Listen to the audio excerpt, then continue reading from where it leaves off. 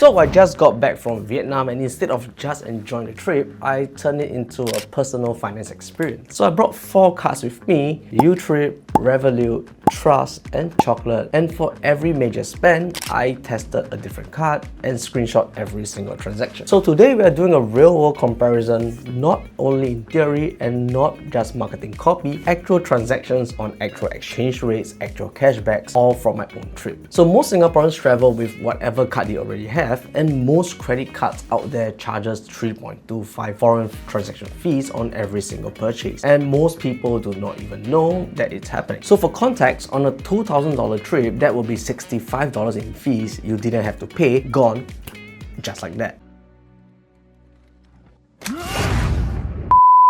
So all 4 cards that I've tested have 0 FX fees, so the question isn't whether to use one of these or the other, it's which one to use and when. So before we get into the data, I want to address something that most travel card videos skip entirely. So 3 of these 4 cards that we have, YouTrip, Revolut, and Chocolate Finance, they are prepaid or debit card. And that means when you spend, the money moves out of your account immediately. So now imagine if you're in Ho Chi Minh City at midnight and someone schemes your card with a prepaid or debit card. By the time you notice, the money is already gone. You can freeze the card, you can file for a dispute, but you're fighting to get that money back that's already left your account. The Trust Bank Cashback card is a credit card, and the bank pays the merchant on your behalf. So your money never really leaves the account, and if your cards get schemed, you can freeze the card, you can call the bank and dispute the transaction. And the burden of proof will work more in your favor. And this is not a small thing. That's why even though Trust Bank doesn't have the highest cashback or the flashiest features, it was a card that I reached out for the most in Vietnam. So over here, it's risk management first and then rewards second. Here's a quick introduction on all 4 before we dive into the data. YouTrip is Singapore's most well-known travel wallet. So it's a prepaid MasterCard you can top up with Singapore dollars, spend at mid-market rates overseas with no fees, and there is no annual fee for the card, no subscriptions, very simple. So Revolut is a global fintech app with more features like budgeting tools, crypto access, and multiple plan tiers. I'm on the free standard plan. So monthly limit for me is at $5,000, and there's a hidden catch here, which is a 1% fee on all exchanges made on weekends between Friday 5 PM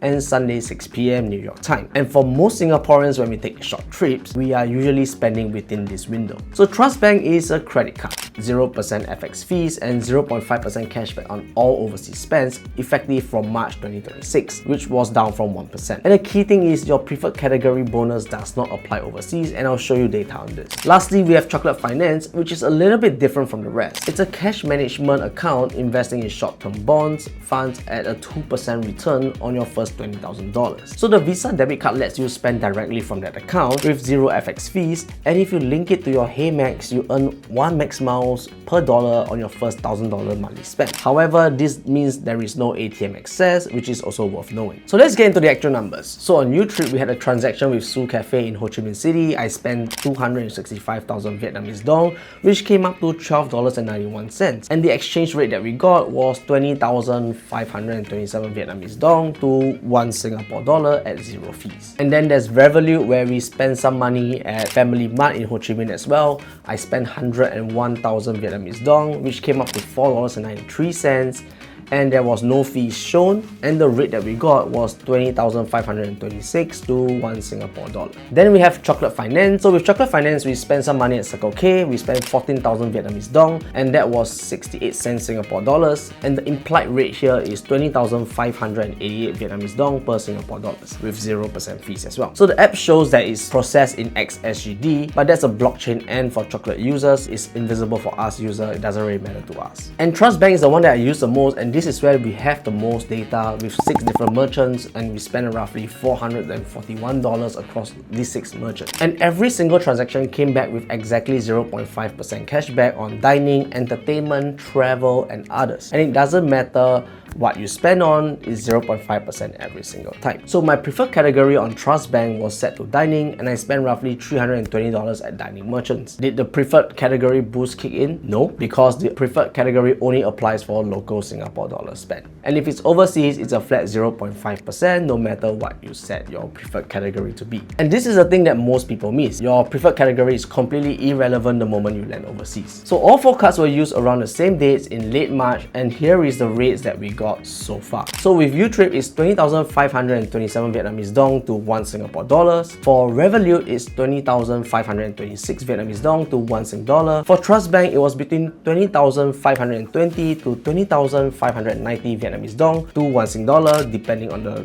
different days that we make the transaction. And for Chocolate Finance, it was roughly 20,588 Vietnamese dong per Singapore dollars. So all these are remarkably close, and the difference between the best and the worst is less than 0.3%. And the rate here is essentially a non-factor, but what really differentiates or make things different here is the cashback, the rewards, and the hidden conditions. So as a quick summary, here's what we know about each of these cards that we've talked about. So YouTrip is the simplest card in the group. There is no plan, there is no monthly fee, there is no weekend traps. The rates are great, works everywhere. The downside here is that it has no rewards and you're not losing anything, and that's great, but you're not gaining anything beyond a good rate. Next, we have Revolut free plan. So the hidden landmine here is that 1% weekend surcharge. So a lot of places in Southeast Asia is a popular weekend trip destination. We go there for a couple of days over the weekend. So Revolut free plan has a hidden landmine of 1% weekend surcharge. And places like Vietnam is a very popular weekend trip destination. If you're spending a Saturday or a Sunday on the free plan, you are quietly getting hit by that 1%. So always check the day before you swipe. Then we have Chocolate Finance, which is a sleeper pick, especially if you're already using Chocolate Finance as your cash management account for that 2% return. 0% FX fee or 0 FX fee, miles on every transaction if you link it to Maximise is great. But the catch here is that the debit card from an investment account means that liquidity is at risk and you're not able to draw money from the ATM. So Trust Bank is the most interesting one. It's a credit card, so fraud protection works in your favor. 0% FX fees plus 0.5% cashback on all your overseas spend. That is a positive cashback on top of 0 fees. And most credit cards cannot say that. So my personal combo when I travel or when I purchase things online, Chocolate Finance is the one that I use for everyday overseas spend to stack up miles up to the first $1,000, and then I swap it over to Trust Bank for larger purchases where I want credit card as a safety net. So if you're a simple, no fuss traveler, YouTrip would be the best for you. All you need to do is to top up and you can go. If you're a miles chaser, Chocolate Finance and Maximise is best because you get 0 FX plus miles,